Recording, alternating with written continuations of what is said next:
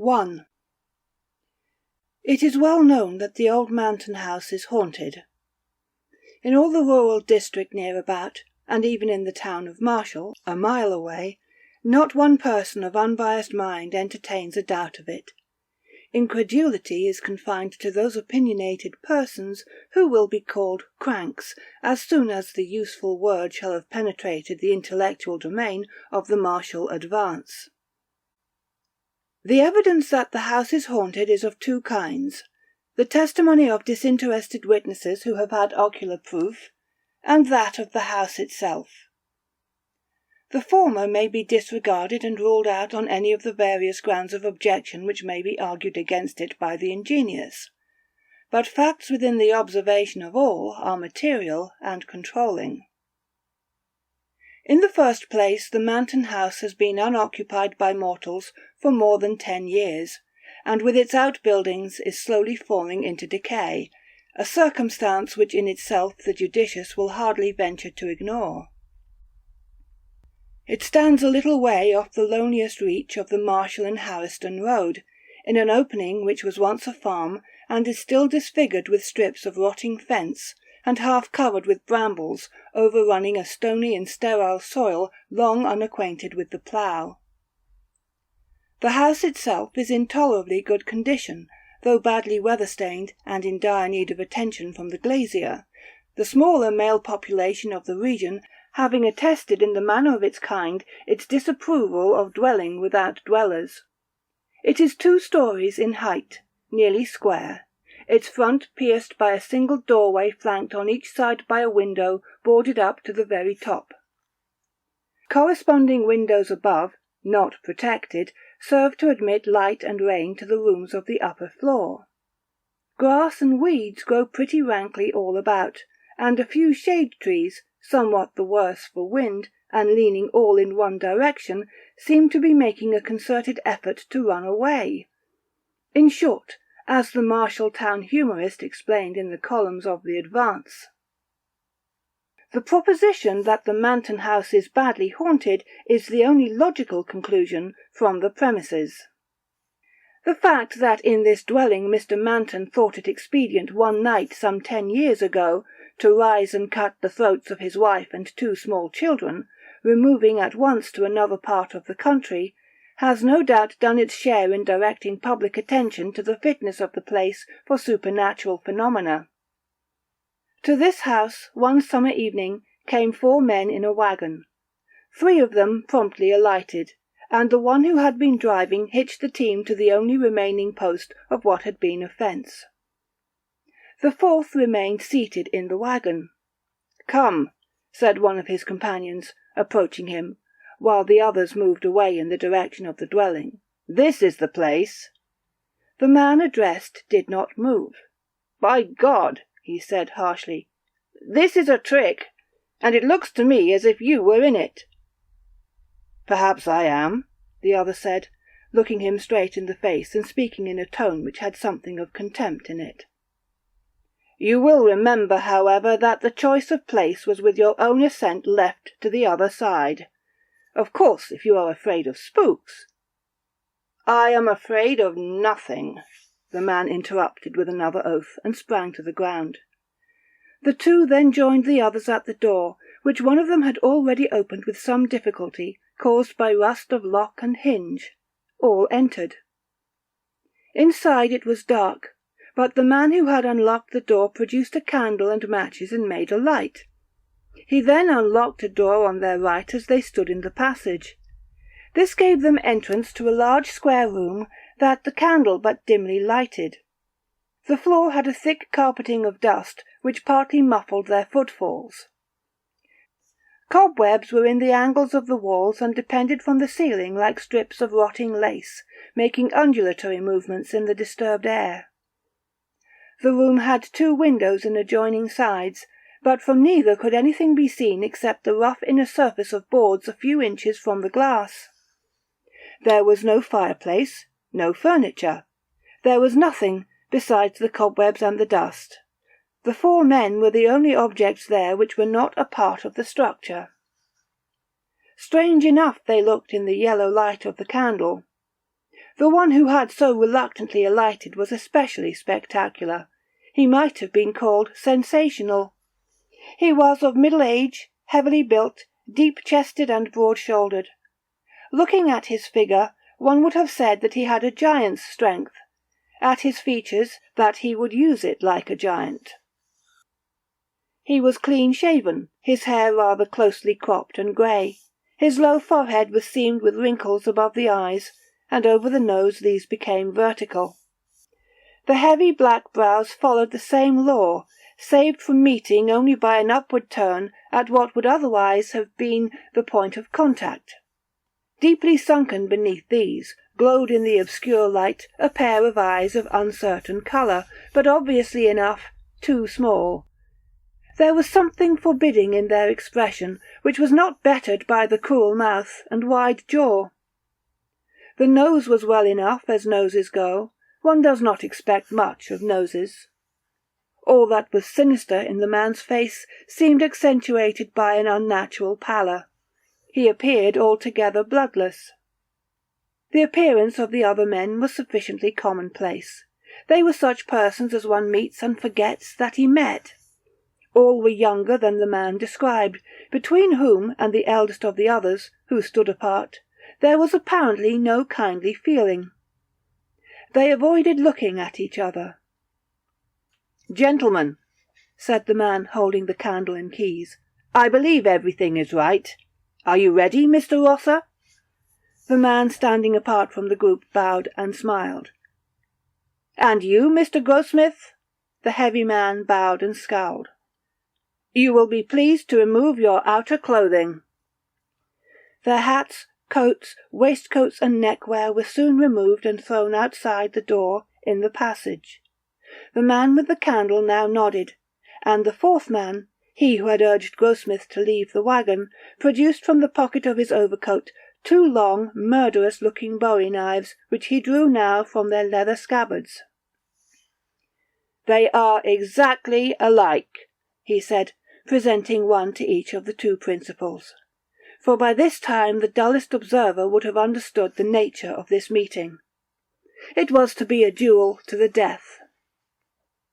Each combatant took a knife, examined it critically near the candle, and tested the strength of the blade and handle across his lifted knee. The persons were then searched in turn, each by the second of the other.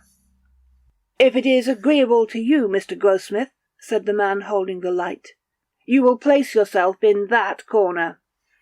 He indicated the angle of the room farthest from the door, whither Grossmith retired, his second parting from him with a grasp of the hand which had nothing of cordiality in it. In the angle nearest the door Mr. Rosser stationed himself, and after a whispered consultation his second left him, joining the other near the door. At that moment the candle was suddenly extinguished, leaving all in profound darkness. This may have been done by a draught from the opened door. Whatever the cause, the effect was startling. "Gentlemen," said a voice which sounded strangely unfamiliar in the altered condition affecting the relations of the senses. "Gentlemen, you will not move until you hear the closing of the outer door." A sound of trampling ensued, then the closing of the inner door, and finally the outer one closed with a concussion which shook the entire building.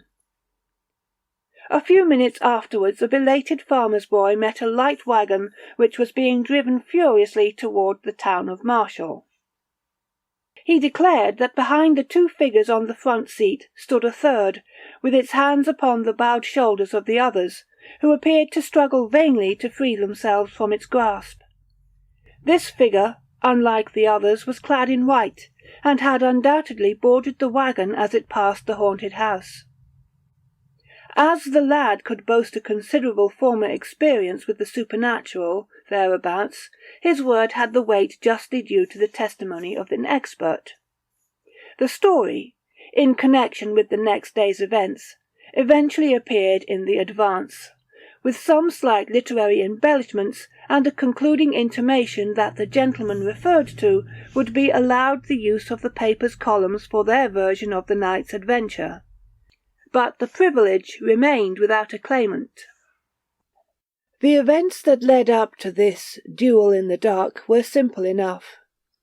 One evening 3 young men of the town of Marshall were sitting in a quiet corner of the porch of the village hotel, smoking and discussing such matters as 3 educated young men of a southern village would naturally find interesting. Their names were King, Sancher, and Rosser. At a little distance, within easy hearing but taking no part in the conversation, sat a 4th. He was a stranger to the others. They merely knew that on his arrival by the stagecoach that afternoon he had written in the hotel register the name of Robert Grossmith. He had not been observed to speak to anyone except the hotel clerk. He seemed, indeed, singularly fond of his own company, or, as the personnel of the Advance expressed it, grossly addicted to evil associations. But then it should be said in justice to the stranger that the personnel was himself of a too convivial disposition fairly to judge one differently gifted, and had moreover experienced a slight rebuff in an effort of an interview. "I hate any kind of deformity in a woman," said King, "whether natural or acquired. I have a theory that any physical defect has its correlative mental and moral defect." "I infer, then," said Rosser gravely, "that a lady lacking the moral advantage of a nose would find the struggle to become Mrs. King an arduous enterprise." "Of course you may put it that way," was the reply. "But seriously, I once threw over a most charming girl on learning quite accidentally that she had suffered amputation of a toe. My conduct was brutal, if you like, but if I had married that girl I should have been miserable for life, and should have made her so." "Whereas," said Sancher with a light laugh, "by marrying a gentleman of a more liberal view, she escaped with a parted throat." You know to whom I refer. Yes, she married Manton, but I don't know about his liberality. I'm not sure but he cut her throat because he discovered that she lacked that excellent thing in a woman, the middle toe of the right foot." "Look at that chap," said Rosser in a low voice, his eyes fixed upon the stranger. That chap was obviously listening intently to the conversation. "Damn his impudence," muttered King. "What ought we to do?" "That's an easy one," Rosser replied, rising. "Sir," he continued, addressing the stranger, "I think it would be better if you would remove your chair to the other end of the veranda. The presence of gentlemen is evidently an unfamiliar situation to you." The man sprang to his feet, and strode forward with clenched hands, his face white with rage. All were now standing. Sancher stepped between the belligerents. "You are hasty and unjust," he said to Rosser. "This gentleman has done nothing to deserve such language." But Rosser would not withdraw a word. By the custom of the country and the time there could be but one outcome to the quarrel. "I demand the satisfaction due to a gentleman," said the stranger, who had become more calm. "I have not an acquaintance in this region. Perhaps you, sir," bowing to Sanchez, "will be kind enough to represent me in this matter." Sancher accepted the trust, somewhat reluctantly it must be confessed, for the man's appearance and manner were not at all to his liking. King, who during the colloquy had hardly removed his eyes from the stranger's face, and had not spoken a word, consented with a nod to act for Rosser, and the upshot of it was that, the principals having retired, a meeting was arranged for the next evening. The nature of the arrangements has been already disclosed. The duel with knives in a dark room was once a commoner feature of southwestern life than it is likely to be again.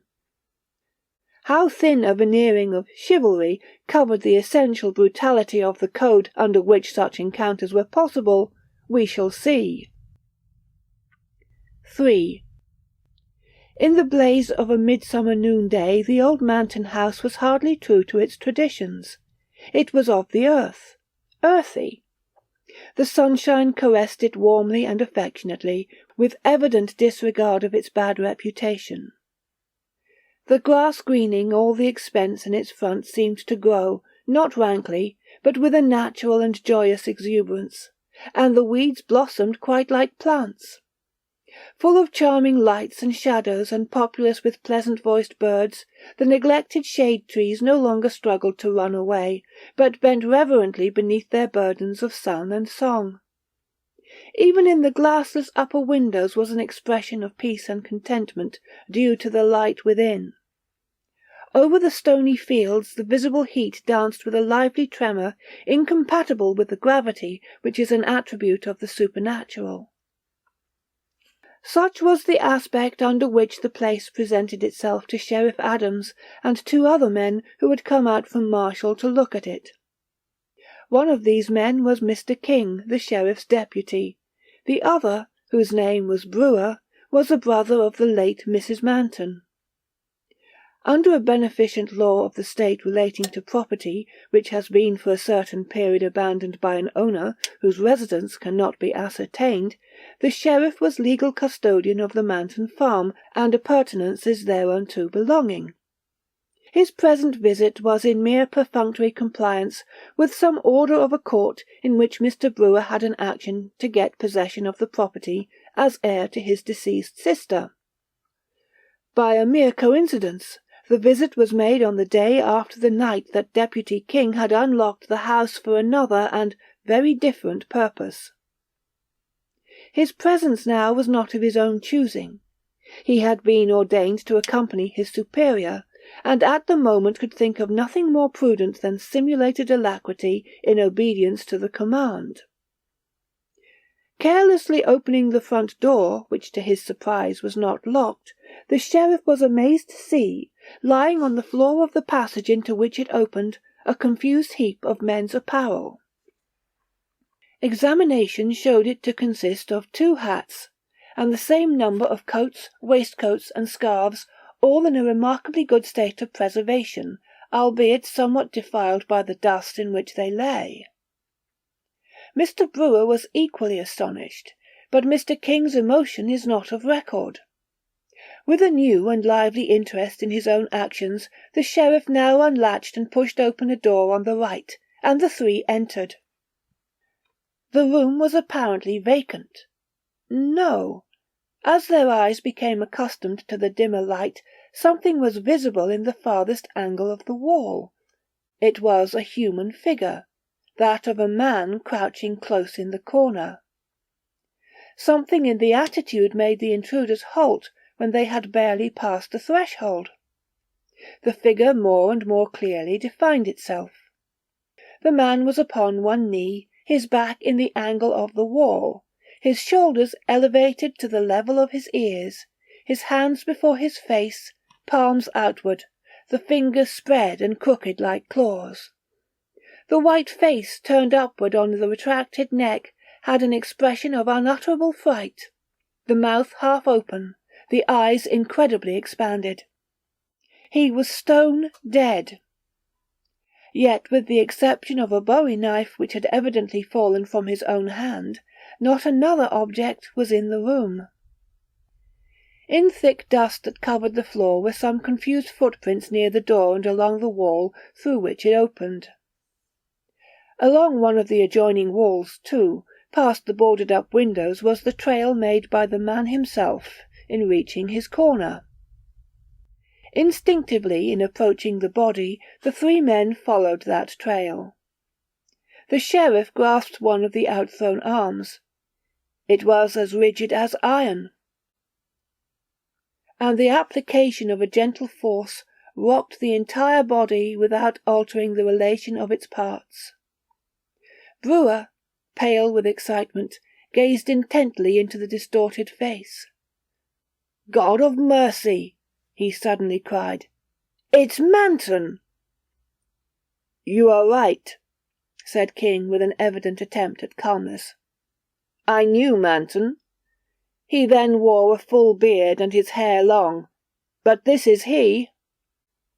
He might have added, "I recognized him when he challenged Rossa. I told Rossa and Sancho who he was before we played him this horrible trick. When Rossa left this dark room at our heels, forgetting his outer clothing in the excitement, and driving away with us in his shirt-sleeves, all through the discreditable proceedings we knew with whom we were dealing, murderer and coward that he was." But nothing of this did Mr. King say. With his better light he was trying to penetrate the mystery of the man's death. That he had not once moved from the corner where he had been stationed, that his posture was that of neither attack nor defence, that he had dropped his weapon, that he had obviously perished of sheer horror of something that he saw, these were circumstances which Mr. King's disturbed intelligence could not rightly comprehend. Groping in intellectual darkness for a clue to his maze of doubt, his gaze, directed mechanically downward in the way of one who ponders momentous matters, fell upon something which, there in the light of day and in the presence of living companions, affected him with terror. In the dust of years that lay thick upon the floor, leading from the door by which they had entered, straight across the room to within a yard of Manton's crouching corpse, were 3 parallel lines of footprints. Light but definite impressions of bare feet, the outer ones those of small children, the inner a woman's. From the point at which they ended they did not return, they pointed all one way. Brewer, who had observed them at the same moment, was leaning forward in an attitude of rapt attention, horribly pale. "Look at that!" he cried, pointing with both hands at the nearest print of the woman's right foot, where she had apparently stopped and stood. "The middle toe is missing. It was Gertrude." Gertrude was the late Mrs. Manton, sister to Mr. Brewer.